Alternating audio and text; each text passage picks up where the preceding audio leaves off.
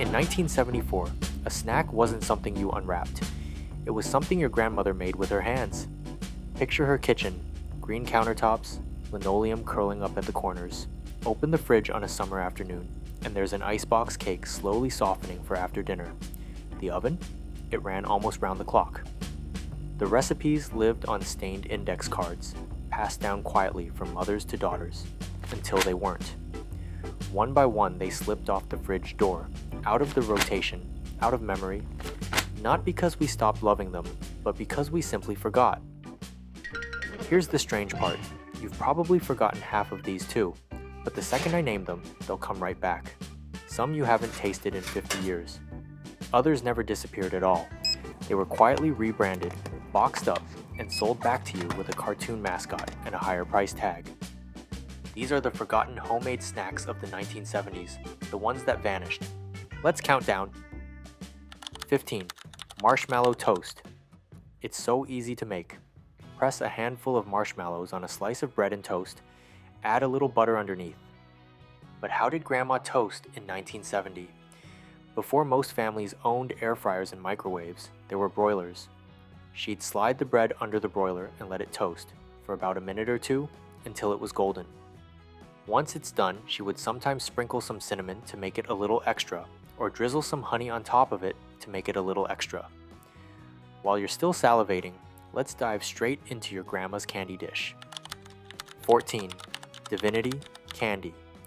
What would Grandma call egg whites beaten into hot corn syrup and sugar, cooked to around 260 degrees? Divinity. Once it's cooked, she'd drop a few spoonfuls onto wax paper and leave it out to dry into cloud white pillows of pure sweetness. That's why she wouldn't make divinity on a humid day. It just won't set.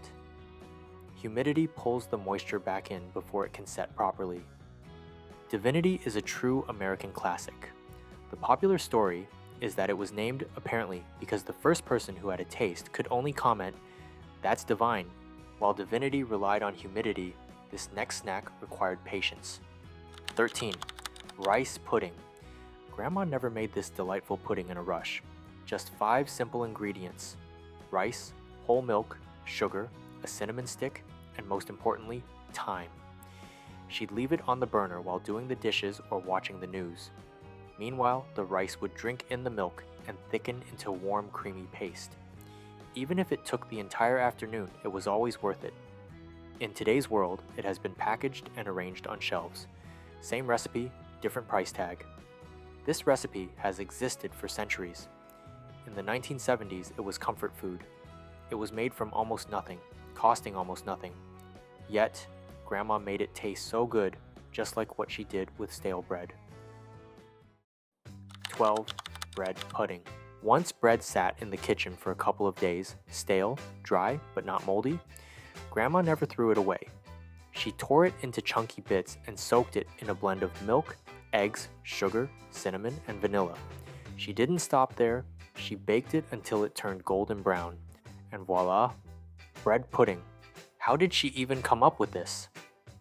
Well, the recipe has been around for centuries, but it became more popular in the Great Depression era, when wasting food wasn't any option. She simply inherited it. Today, when bread gets stale, we throw it away, but Grandma saw pudding. She saw a Sunday afternoon dessert. Anyway, even as things were less intense in the 1970s, Grandma still loved her bread pudding. Up next is another recipe from way back when. 11. Jell-O with fruit. It's almost impossible to mess this one up. All it took was cherry, strawberry, or orange, dissolved in boiling water, slightly cooled and then poured over fresh banana slices, or some canned fruit cocktail. She would place the mixture in the refrigerator. Once it's firm, she would scoop them into small bowls cold, and sometimes she could add a spoonful of Cool Whip to it. So delicious, yet so ancient. Jell-O was introduced in 1897, but became more popular in the post-war era. And then invention of affordable household refrigerators made everything easier. While Jell-O was always waiting in Grandma's refrigerator, there's something she always kept in a jar. 10. Molasses cookies. Grandma's cookie jar was always a delight, and she refilled it every Saturday. And when she decided to fill the jar with her famous molasses cookies, the aroma from the kitchen door will tell you. Warm, dark, mildly spiced with cloves, cinnamon, and ginger, and with some crackled sugar crust on top that gives way to a soft, delicious center. Molasses is a byproduct of sugar processing. It's the thick syrup that's left after the white sugar crystals have been removed from a sugar cane. It was cheaper than refined sugar for centuries, making it a widely used sweetener in many kitchens across America. Are you noticing a trend here? Although it wasn't the Depression era, Grandma was still thrifty. Anyway, those weren't the only delicious cookies in Grandma's jar. In fact, there was one she made without baking. 9. No-bake chocolate oatmeal cookies. When her grandkids needed something sweet and couldn't wait for her to bake a thing, Grandma always made them something special. Just cocoa, butter, milk, and sugar brought to boil for a minute or two. If she took it out too early, it would never set. Too late, it'll turn to chalk. She would pour the hot mixture over oats and peanut butter, drop spoonfuls on wax paper, and wait. Yes, she still had to wait. But once it was done, her grandkids were rewarded with delicious chocolate oatmeal cookies. No oven, no baking, just patience. And this next snack required far less: crackers and something she always had in her pantry. 8. Graham crackers with peanut butter and honey. No oven, no heat, no bowl, no long recipe. Just a plate that you might not need if you choose to eat over the sink. All Grandma did was drag a butter knife round the jar of peanut butter, then spread the butter over some graham crackers, and then a light drizzle of honey. Once it got to her mouth, the exhilarating blend of sweet, nutty, and that faint but unique toasted vibe from the graham crackers was second to none. Although Sylvester Graham might not approve. Why? Because while he inspired the original graham crackers in the 1820s, he was also a Presbyterian minister who believed that bland food suppressed sinful urges. So, imagine how horrified he would be to see the peanut butter and honey version of his sacred crackers. Well, to be fair, by the 1970s, the crackers had traveled from their health reform origins and evolved from its original version. Call that collateral damage. Hold on, can you see it too? Leftover rice, saltines, graham crackers, stale bread. These aren't your regular snacks, these are leftover snacks. Grandma wasn't just making treats, she was resourceful. But today, snacks made with the same basic ingredients are rebranded with cartoon mascot boxes and a higher price tag.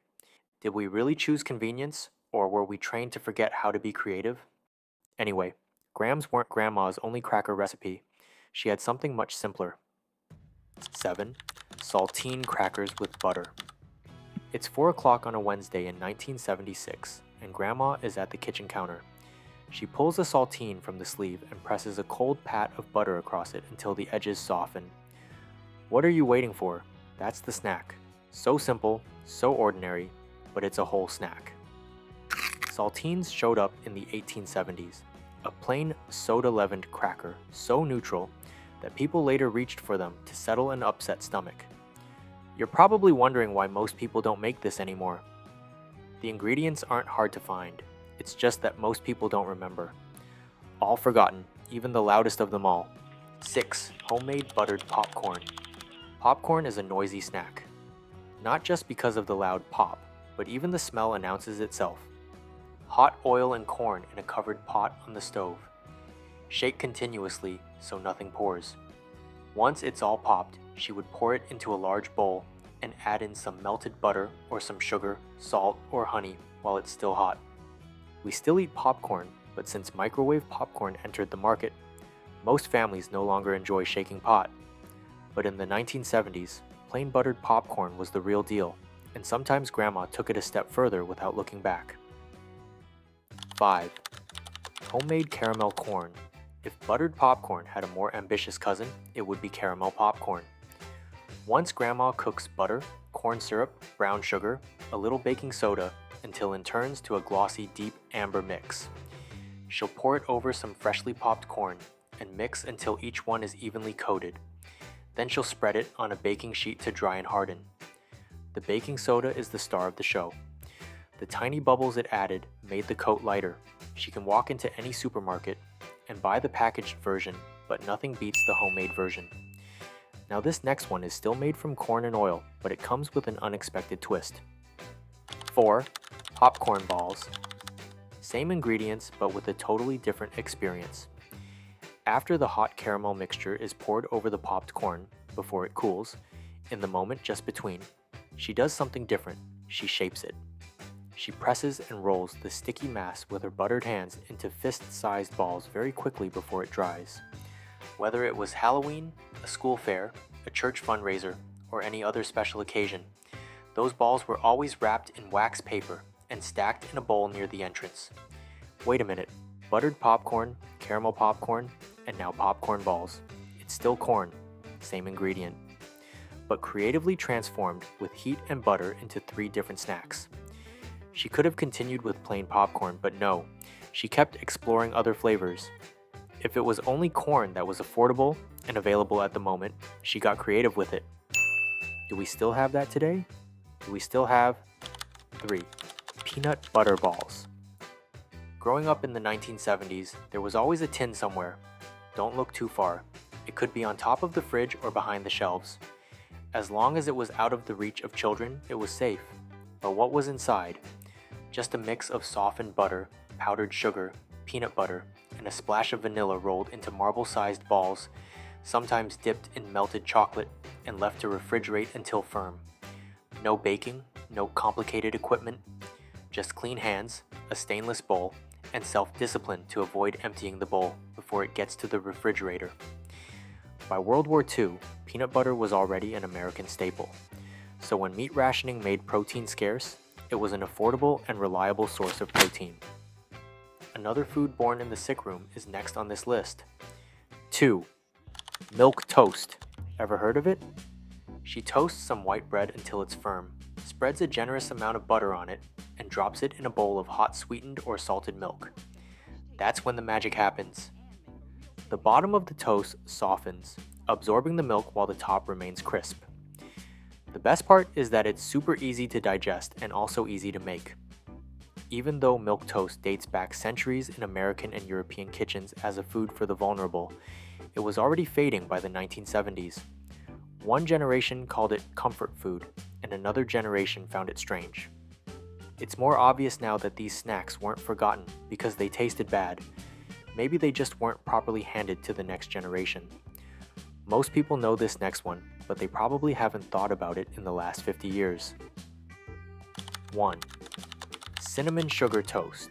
It's white bread under the broiler again, with butter spread generously from corner to corner, and a mix of cinnamon powder and sugar sprinkled across the surface until it forms a thin caramel crust. Different families, different recipes. Some like to go heavy on the cinnamon, and some others add more sugar. But here's the thing, it didn't have a big introduction. No ads, no billboards. It just existed, quietly, until one day it didn't. And that's the story of every snack on this list. Some faded into a vague memory, some disappeared completely. Not because they weren't good, not because people stopped loving them, but because the people who knew how to make them stopped. They never passed them on, which is strange when you think about it, because sometimes the things that shape an entire childhood don't disappear when they're replaced. They disappear the moment nobody remembers to.